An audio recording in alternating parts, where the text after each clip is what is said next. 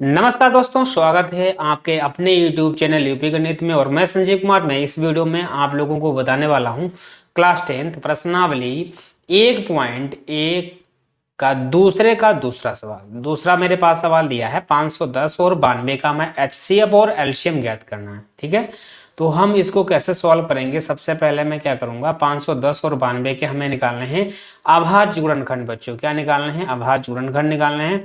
तो हमें करना क्या पड़ेगा, यहाँ लिखना है 510 और इसके करने हैं हमें अभाज्य गुणनखंड निकालने हैं। तो ये संख्या बच्चों कटने वाली किससे है? 2 से कटने वाली है।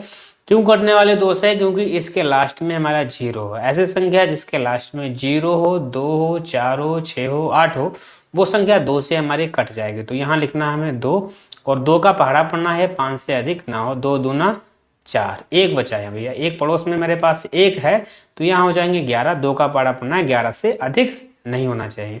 2 पंचे 10, फिर यहाँ 1 बचा या पड़ोस में है 0, 10 हो जाएगा। 2 पंचे 10। ठीक है, अब ये लास्ट में हमारे 5 दिया है तो ये संख्या कटने वाली है 3 से कटने वाली, या तो 5 से कटने वाली या तो 3 से। तो मैं पहले तो इसे 3 से डिवाइड करूंगा। ठीक है, 3 का पहाड़ा पढ़ना है भैया, इस 25 से अधिक ना होना चाहिए। 3 सत्ते 21, 3 अठे 24, हमारा 1 बचेगा। पड़ोस में मेरे पास 5 हैं। अगर 1 बचेगा, पड़ोस में 5 हैं, तो कितने बच्चे हो जाएंगे? 15 हो जाएंगे। ठीक है, तो हमें क्या करना है, यहाँ 3 का पहाड़ा पढ़ना है 15 से अधिक ना हो। 3 के 3, 3 दूना 6, तिपच 15। ये हमारा कितना हो जाएगा? 5 से तिपच 15 हमारा 85 हो जाएगा। ये 85 जो संख्या है ये किससे कटने वाली है? तो ये संख्या कटने वाली है भैया 85। ये हमारी 5 से कटने वाली है। किससे कटने वाली है? 5 से कटने वाली है। 5 का पहाड़ा पढ़ना 8 से अधिक ना हो। 5 एकम 5। यहाँ बचेंगे मेरे पास 3, पड़ोस में है 5, 3 बचे, पड़ोस में है 5, हो जाएंगे 35। अब हमें 5 का ऐसा पहाड़ा पढ़ना है 35 से अधिक ना हो। तो 5 सत्ते 35, ये हमारा 7 हो जाएगा। ठीक है, अब ये 17 हमारे ऋण संख्या है तो ये संख्या किसी से नहीं कटने वाली है। तो 17 ये 17 से ही डिवाइड होगी। 17 एकम 17। ये 510 के हमने अभाज्य गुणनखंड इस तरीके से निकाली है। इसी तरीके से हमें 92 के भी अभाज्य गुणनखंड निकाल लेने बच्चों। ठीक है, अब क्या करना है, इसको भी हमने 2 से डिवाइड कर दिया। 2 का पहाड़ा पढ़ना है 9 से अधिक ना हो। 2 चक्कू 8, 1 बचेगा, यहाँ हो जाएंगे 12, 2 छंग 12। फिर यहाँ 2 से डिवाइड हो जाएगा। 2 दूना 4, 2 तिया 6। ये हमारा ऋण संख्या 23 है, इसलिए 23 से ही डिवाइड होने वाला है। ठीक है, अब हमने 510 और 92 के 2 अभाज्य गुणनखंड निकाल निकालने के बाद क्या करेंगे, हमें क्या करना है, 510 लिख लेना है, बराबर में लिखना है कि भैया 510 के जो गुणनखंड आए वो 5 के 2 आए थे, गुणे 3 आए थे। ये वाले जो हमने इधर से जो गुणनखंड किए इनको हमें इधर लिख लेना है। 2 3 गुणे 5 गुणे हमारा 17 हो जाएगा। ठीक है, इसी तरीके से जो 92 है, इसी तरीके से 92 के भी गुणनखंड को हम इस तरीके से लिख लेंगे। आया हमारा 2, फिर हमारा 2 आया, इसके बाद में हमारा 23 आ गया। सबसे पहले हमें निकालना है HCF। क्या निकालना बच्चों? HCF निकालना। तो HCF बच्चों सभी को निकालना आता है। HCF का मतलब होता है कॉमन, उभयनिष्ठ। ऐसी संख्या हमें ढूंढनी है दोनों में, ऊपर और नीचे दोनों सेम सेम मिले। तो ये यहाँ पर भी 2 है और दूसरे वाले में, नीचे वाले में ये 2 है। तो ये हमारा सेम मिल रहा है, कॉमन मिल रहा है। तो सबसे पहले इस 2 को यहाँ से हम लिख लेंगे। लिखने के बाद ऐसी और कोई संख्या, यहाँ 3 है लेकिन इसमें 3 नहीं है, 2 है इसमें, फिर से 2 ऊपर नहीं है। तो एक ऐसी कोई भी संख्या नहीं है जो हमें दोनों में मिल रही हो। तो हमारे पास मात्र बचा गया 2। तो इस तरीके से जो हमारा HCF हो जाएगा बच्चों, वो कितना हो जाएगा? 2 हो जाएगा। ठीक है, तो ये हमारा HCF निकल के आ गया। हमें निकालना है एलसीएम। तो एलसीएम भी इसी तरीके से निकालेंगे। लिखेंगे एलसीएम बराबर में, सबसे पहले एलसीएम को निकालने के लिए हमें करना क्या पड़ेगा, जो HCF होता है, जो कॉमन होता है, सबसे पहले तो उससे हम लिख लेंगे।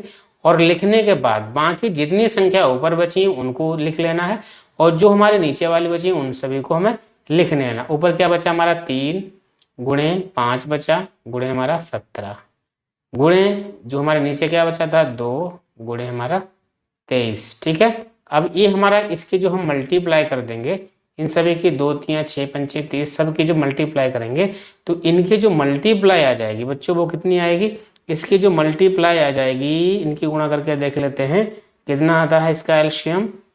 इसका आ जाएगा 23,460। तो इसकी जब मल्टीप्लाई कर देना तो इसकी मल्टीप्लाई आ जाएगा 23,460। 60, जो यही हमारा क्या हो जाएगा, एलसीएम हो जाएगा। ठीक है, तो एचसीएफ भी हमने निकाल दिया है और एलसीएम भी निकाल दिया। निकालने के बाद अब क्या करना है, हमें इसकी जांच करना है कि दो संख्याओं का गुणनफल बराबर है एचसीएफ गुणे एलसीएम। तो उत्तर की जांच कैसे की जाती है, बिल्कुल आसान तरीके से इसको मैं बताऊंगा। ठीक है, तो क्या करेंगे, सबसे पहले हमें क्या करना है, इसको हमें मिटाना पड़ेगा। तो इसको मिटाने के लिए हम इसको मिटाल देते हैं। ठीक है, तो यहाँ से इसको हमने यहाँ मिटाल दिया। ठीक है बच्चों, ये अब हमें लिखना है उत्तर की जांच। क्या करना है, उत्तर की जांच करनी है, तो यहाँ लिखना है उत्तर की जांच।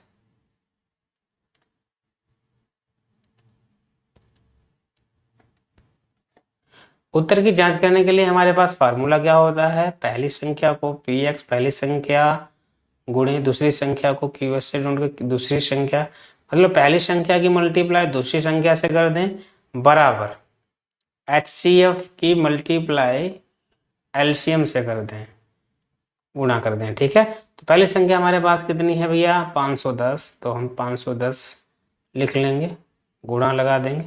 दूसरी संख्या कितनी है 92, तो यहाँ 92 लिख देंगे, बराबर एचसीएफ बच्चों कितना आया था 2 और एलसीएम कितना आया था 23,460।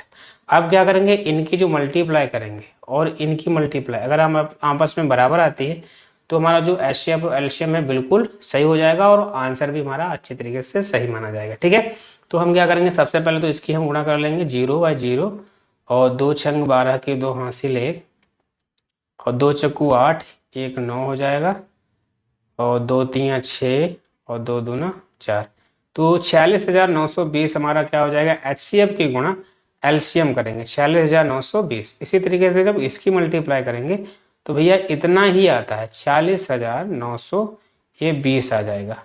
ठीक है, तो इस तरीके से ये हमारा सवाल बिल्कुल राइट है। क्यों, एलसीएम की और एचसीएफ की जो मल्टीप्लाई है ये वही हमारी पहली संख्या और दूसरी संख्या से बराबर आ गई। तो उम्मीद करता हूँ ये वीडियो आपको पसंद ही आया होगा। वीडियो अगर पसंद आए तो वीडियो को लाइक करना, शेयर करना। अगर आप मेरे चैनल पर नए हैं तो यार मेरे चैनल को सब्सक्राइब भी अवश्य करना। ठीक है दोस्तों।